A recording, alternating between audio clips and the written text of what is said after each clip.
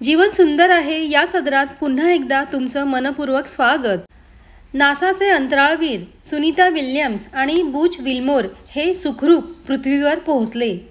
गेले 9 महिने आंतरराष्ट्रीय अवकाश स्थानकात अडकून पडलेल्या या अंतराळवीरांना घेऊन येणारी स्पेस एक्स ची अंतराळ कुपी म्हणजेच कॅप्सूल स्थानिक वेळेनुसार मंगळवारी संध्याकाळी 5:57 भारतीय वेळेनुसार पहाटे 3:27 मेक्सिकोच्या आखातात उतरले। फ्लोरिडा पॅनहँडलमधील टालाहासीच्या किनाऱ्याजवळ ही कुपी समुद्रात उतरत असताना सर्वत्र आनंदाची भावना होती। ती कुपी उतरल्यानंतर 1 तासाच्या आतच अंतराळवीरांना त्यातून बाहेर काढण्यात आले। त्यावेळी त्यांनी प्रफुल्लित चेहऱ्यांनी उपस्थितांना आणि कॅमेऱ्याच्या माध्यमातून सर्वांना हात हलवून अभिवादन केले। त्यानंतर त्यांना स्ट्रेचरवरून नियमित वैद्यकीय तपासणीसाठी नेण्यात आले। विल्यम्स आणि विल्मोर गेल्या वर्षी 5 जूनला बोईंगच्या नवीन स्टारलाइनर क्रू कुपीने ISS मध्ये गेले होते। तेथे त्यांचा मुक्काम फक्त 1 आठवडा असणार होता, मात्र एका पाठोपाठ येणाऱ्या तांत्रिक अडचणीमुळे त्यांचा मुक्काम वाढत गेला। त्यांना परत आणण्यासाठी सप्टेंबर 2024 मध्ये नासाचे निक हेग आणि रशियाचे अलेक्झांडर कोर्बुनोव स्पेस एक्सच्या कुपीने ISS ला पोहोचले होते। तेही तिथेच अडकून पडले होते। विल्यम्स आणि विल्मोर हे ISS मध्ये तब्बल 286 दिवस होते।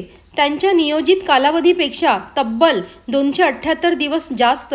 या कालावधीत त्यांनी पृथ्वीला 4576 वेळा प्रदक्षिणा घातल्या, तसेच पृथ्वीवर परतण्याच्या अंतरासह तब्बल 195 दशलक्ष किलोमीटर इतका प्रवास केला। सुनीता विल्यम्स यांचा हा अंतराळातील तिसरा प्रवास होता।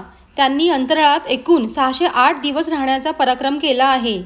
तिसऱ्या मोहिमेदरम्यान त्यांनी सर्वाधिक वेळा स्पेस वॉक करणारी महिला म्हणून इतिहास नोंदवला। त्यांनी आतापर्यंत 62 तास आणि 9 मिनिटे स्पेस वॉक केला आहे।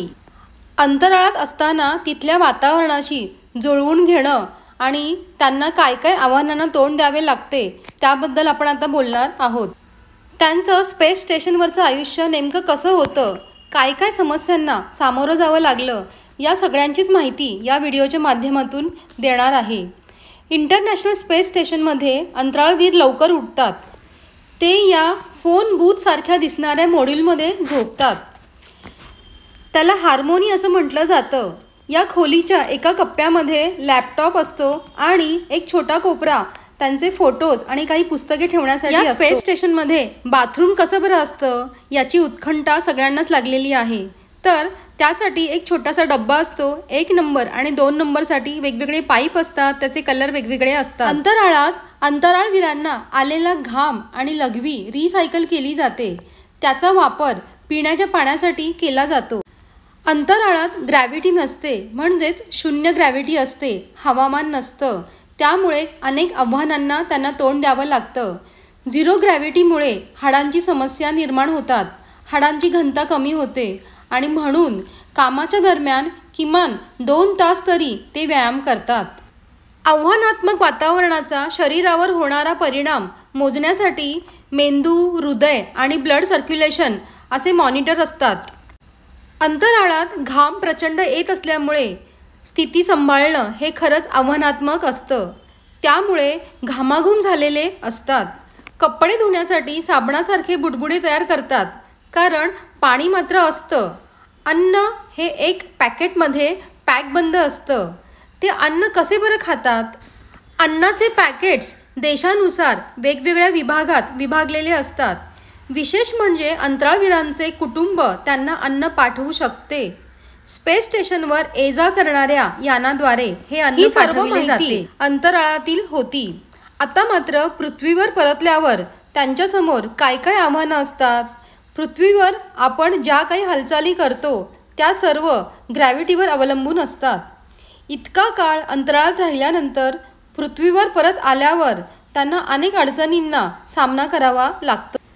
सगळ्यात मोठी अडचण म्हणजे चालायला न येणं। चालणं, बसणं, उठणं हे आपण जे करतो ते गुरुत्वाकर्षणामुळे, परंतु अंतराळात ग्रॅव्हिटीच नसते। त्यामुळे तिथं काम करताना मसल्सची आवश्यकताच भासत नाही। त्यामुळे अंतराळात दीर्घकाळ राहिल्याने मसल्स कमजोर होतात. त्याचा परिणाम पाय, पाठ, मान आणि इतर स्नायूंवर होतो. त्यामुळे पृथ्वीवर परतल्यावर काही काळ चालण्याचाही त्रास होतो. दुसरी अडचण म्हणजे एका जागी स्थिर उभं न येणं.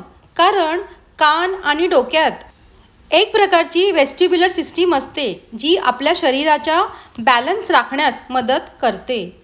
अंतराळात ग्रॅव्हिटी नसल्याने ही सिस्टीम कामच करत नाही. त्यामुळेच पृथ्वीवर परतल्यावर काही काळ बॅलन्स राखण्यास अडचण येते. दिसण्याची समस्यासुद्धा उद्भवू शकते. काही अंतराळवीरांच्या डोळ्यांना त्रास झालेला आढळलेला आहे. कारण ग्रॅव्हिटी नसते.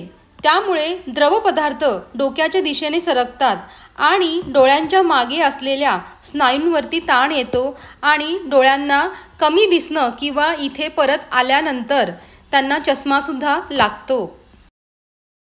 सुनीता विल्यम्स यांची उंची वाढल्याचं दिसून आलं आहे. अंतराळात ग्रॅव्हिटी नसल्यामुळे पाठीच्या कण्यावर दाब पडत नाही, ज्यामुळे तो हळूहळू एक्सपांड होत जातो. त्यामुळे अंतराळवीरांची उंची वाढते.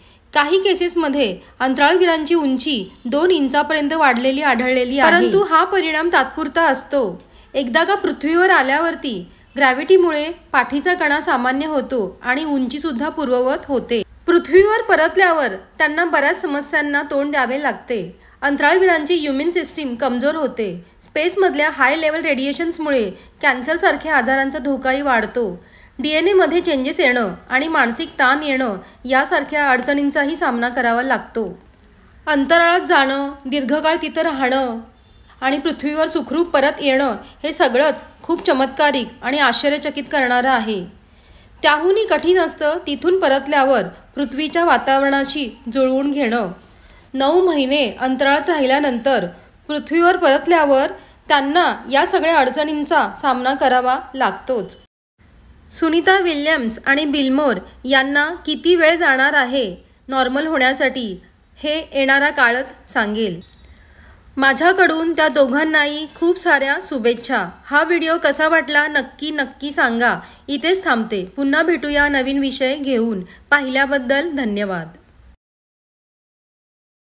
Do follow me on Instagram Oral Health Management by Dr. Alka Pakre Khade and my Facebook page Dental Care Clinic by Dr. Alka Khade, and do follow me on YouTube Beautiful Life by Dr. Alka Khade.